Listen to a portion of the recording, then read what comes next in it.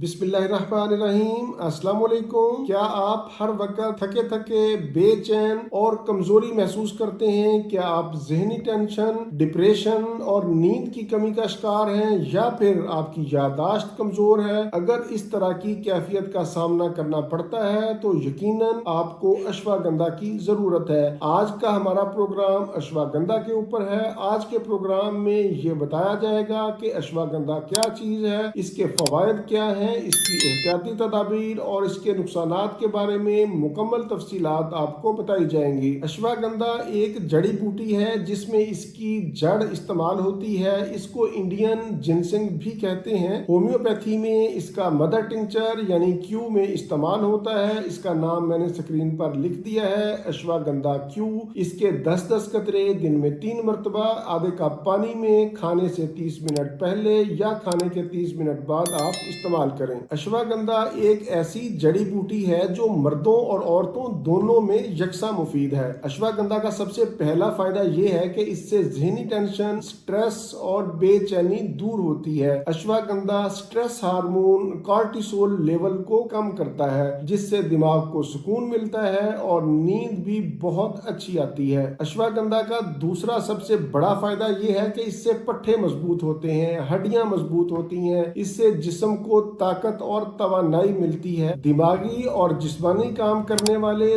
दोनों तरह के अफराद के लिए ये बेहद मुफीद है। मसलन वुकला, डॉक्टर, स्टूडेंट्स, उनके लिए अश्वगंधा किसी नेमत से कम नहीं। अश्वगंधा को बूढ़े जवान सभी इस्तेमाल कर सकते हैं। ये जिस्मानी कमजोरी दूर करने के साथ साथ पट्ठों को भी मजबूत बनाती है। मर्दों में टेस्टोस्टेरोन लेवल को बढ़ाती है। इसके इस्तेमाल से न सिर्फ टेस्टोस्टेरोन लेवल में इजाफा होता है बल्कि स्पर्म काउंट में भी इजाफा होता है। ऐसे मर्द हजरात जो बांझपन का शिकार हो, जो कमजोरी का शिकार हो, मतलब उनके स्पर्म कम हो या कमजोर हो, तो वो अश्वगंधा को इस्तेमाल करके इस बीमारी पर काबू पा सकते हैं। अल्हम्दुलिल्लाह मैं अरसा 20 साल से अपने क्लिनिक में अश्वगंधा को कामयाबी के साथ इस्तेमाल करवाता आ रहा हूँ। जैसा कि मैंने पहले बताया कि मर्दों के साथ साथ ये खवातीन में भी यकसा मुफीद है। खवातीन के हार्मोन सिस्टम को बेहतर करती है। बच्चे की पैदाइश के बाद होने वाली औरत की कमजोरी में मुफीद है। इसके इस्तेमाल से हैज